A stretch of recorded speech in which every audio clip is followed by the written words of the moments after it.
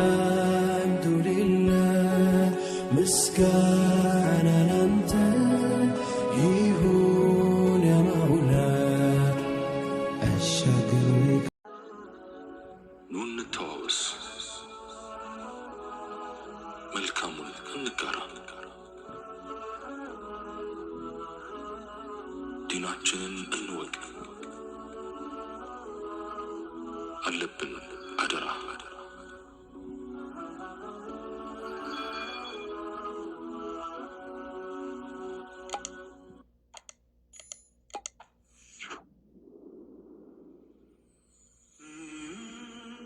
السلام عليكم ورحمة الله تعالى وبركاته ነቢያችን عليه الصلاة والسلام እንዲህ ብለዋል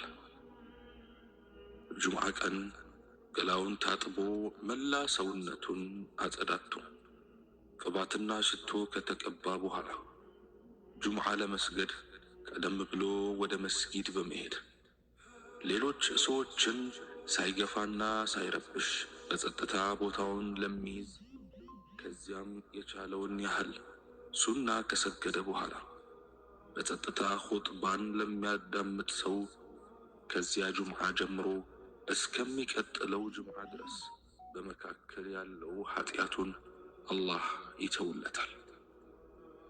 ነቢዩ ዓለይሂ ሰላቱ ወሰላም ስለ ጁምዓ ቀን ታላቅነት ሲናገሩ የጁምዓ ቀን የቀኖች ሁሉ ንጉሥ ነው። እነዚህ 5 ነገሮች በጁምዓ ቀን ተከስተዋል ብለዋል። እነሱም አንደኛ አላህ አደምን የፈጠረው በጁምዓ ቀን ነው። ሁለተኛ አደም ከጀነት የወጡት በጁምዓ ቀን ነው። ሶስተኛ አደም የሞተውም በጁምዓ ቀን ነው። አራተኛ ቂያማ የምትቆመው በጁምዓ ቀን ነው። አምስተኛ በጁምዓ ቀን የሆነች ሰዓት አለች።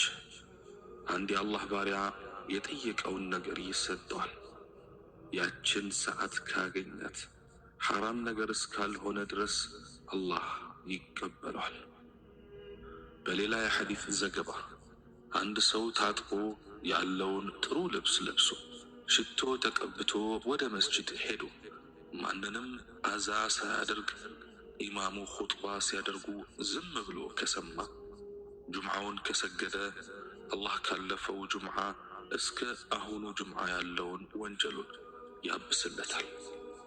በሌላም የሐዲስ ዘገባ የጁምዓ ዕለት በመጀመሪያ ሰዓት ወደ መስጂድ የገባ ግመል ሰደቃ እንዳደረገ ይጻፍለታል።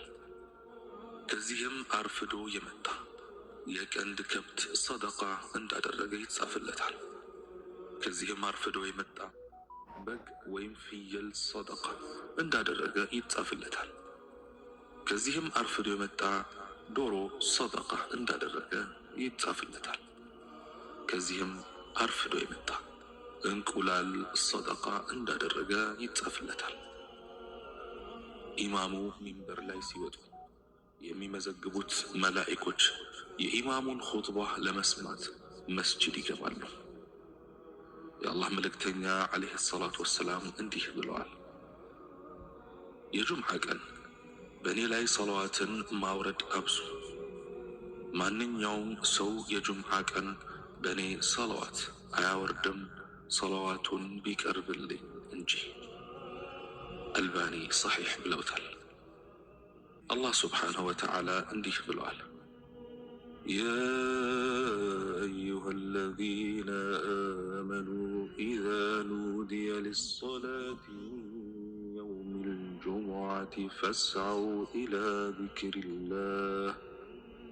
فاسعوا إلى ذكر الله وذروا البيع ذلكم خير لكم إن كنتم تعلمون فإذا قضيت الصلاة فانتشروا في الأرض وابتغوا من فضل الله واذكروا الله كثيرا لعلكم تفلحون እናንተ ያመናችሁ ሆይ በአርብ ቀን ለስግደት ጥሪ በተደረገ ጊዜ ወደ አላህ ማውሳት ሂዱ፣ መሸጥንም ተው፣ ይህ የምታውቁ ብትሆኑ ለእናንተ በጣም የተሻለ ነው። ሶላቲቱም በተፈጸመች ጊዜ በምድር ላይ ተበተኑ፣ ከአላህም ሽሮታ ፈልጉ፣ አላህንም በብዙ አውሱ፣ ልትድኑ ይከጀላልና።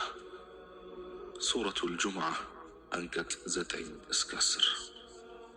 የጁምዓ ቀን ሱናዎች: ገላን መታጠብ፣ ጥሩ ልብስ መልበስ፣ ሽቶ መቀባት ለወንዶች፣ ሲዋክ፣ ማልዶ በጊዜ ወደ መስጅድ መሄድ፣ ሱረቱል ከህፍን መቅራት፣ ዱዓ ማብዛት፣ በረሱል ዓለይሂ ሰላቱ ወሰላም ላይ ሰለዋት ማውረድ። اللهم صل على محمد وعلى آل محمد كما صليت على إبراهيم وعلى آل إبراهيم إنك حميد مجيد. اللهم بارك على محمد وعلى آل محمد كما باركت على إبراهيم وعلى آل إبراهيم إنك حميد مجيد.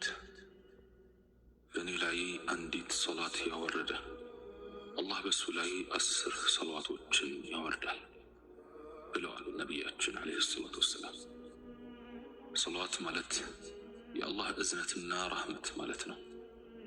አባባሉም በነቢዩ ዓለይሂ ሰላቱ ወሰላም ሐዲሶች ላይ ተጠቅሷል።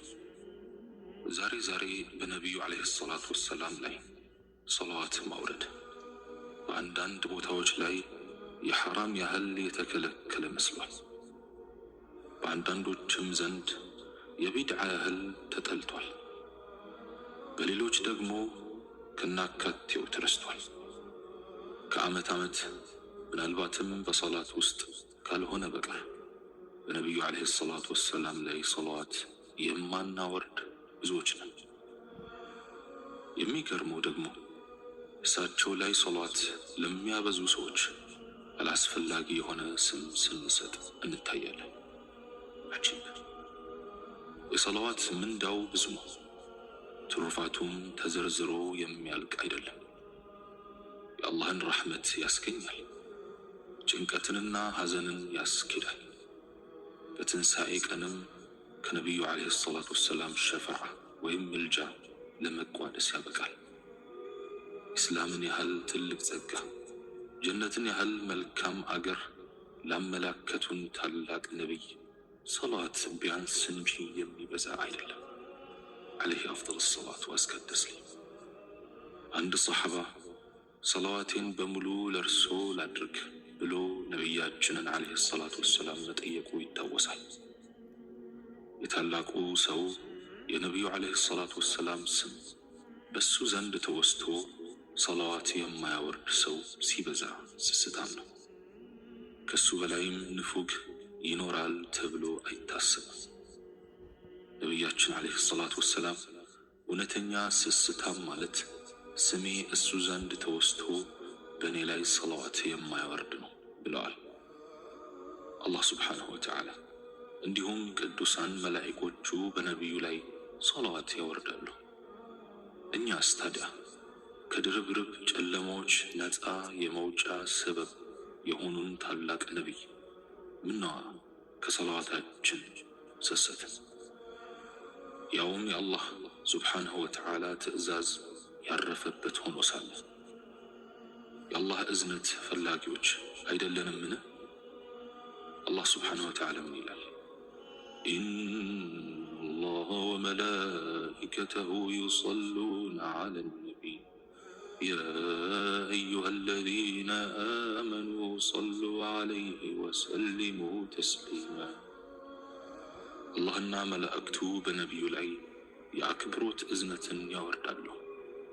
እናንተ ያመናችሁ ሆይ በእርሱ ላይ የአክብሮት እዝነትን አውርዱ፣ የማክበርንም ሰላምታ ሰላም በሉ። ሱረቱል አሕዛብ አንቀጽ 56። አላህ ሱብሓነሁ ወተዓላ እኔ በተናገርኩት እናንተም በሰማችሁት የምንጠቀም ያድርገን። ሱብሓነከ አላሁመ ወቢሐምዲክ أغفرك وأتوب إليك. الحمد لله الحمد لله مسكانا أنت يهون يا مولاي الشكر